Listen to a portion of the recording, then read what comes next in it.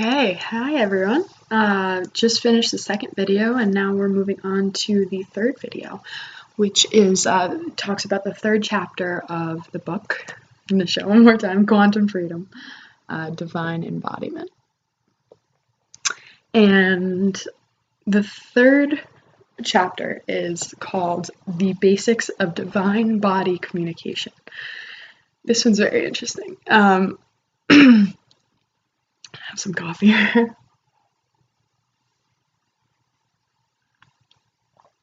The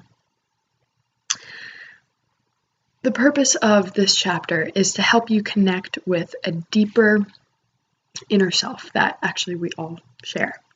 And through this, to access body wisdom, which leads to spirit wisdom and communication. So it, again, going off the previous video about the body and balance, they are interrelated, inexorably connected, the spirit and the body. And so it's becoming receptive enough and quiet enough to honor the body wisdom, the wisdom that our body has all the time, listening to it, and using that as a springboard for communicating with our spirit and our spirit guides and, higher realms of consciousness that can help us here. So it's about clearing up space within. Oh, I'm so sorry. I'm sorry that I read the wrong thing. Let's start over here. To piggyback off of the yin yang that I talked about in the last chapter, the anima animus, same deal. It's falling in love with this side of you that you are not currently embodied. So the better way to explain that is if so I'm in a female body, I'm in a woman girl body. And for me, it's about falling in love with the man aspect of who I am.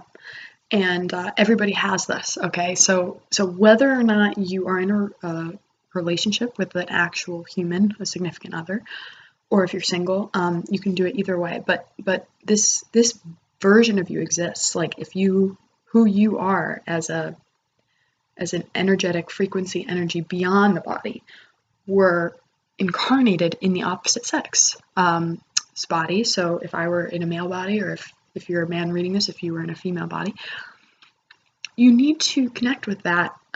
It's just about connecting with that and honoring it, falling in love with it, because that is a basis for all of your other interactions, relationships. And if you're on the spiritual path, you know that every relationship is a reflection with the relationship of yourself. And the way this chapter talks about it is, it talks about it through the arms, okay? So the left side of the body and the left arm is the female and is the receptive. It's receiving.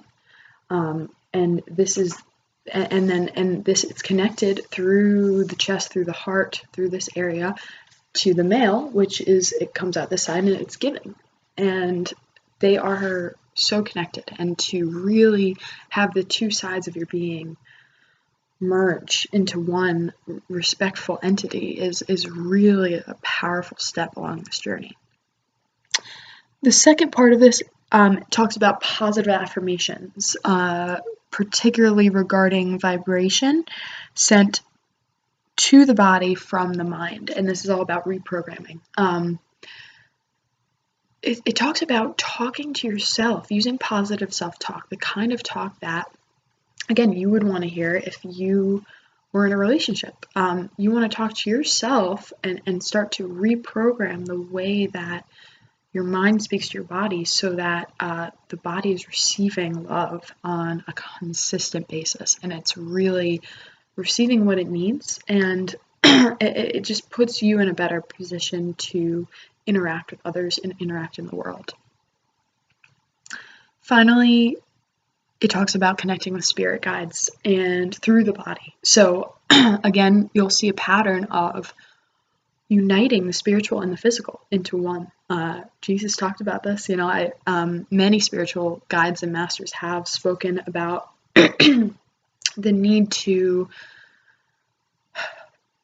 bring all these sides of us, not deny the physical, not deny the animal nature that we are, but to marry it to our spiritual, lofty, idealistic nature. We all have so many sides of us that we haven't even begun to explore, and there's we need to be aware that they exist first, and then honor them and respect them and see what they're trying to teach us, because nothing in existence is in existence without a reason. Everything has its purpose. Everything has a reason for being. So that's about it for the 3rd chapter, and peace to you as we move on to the 4th chapter.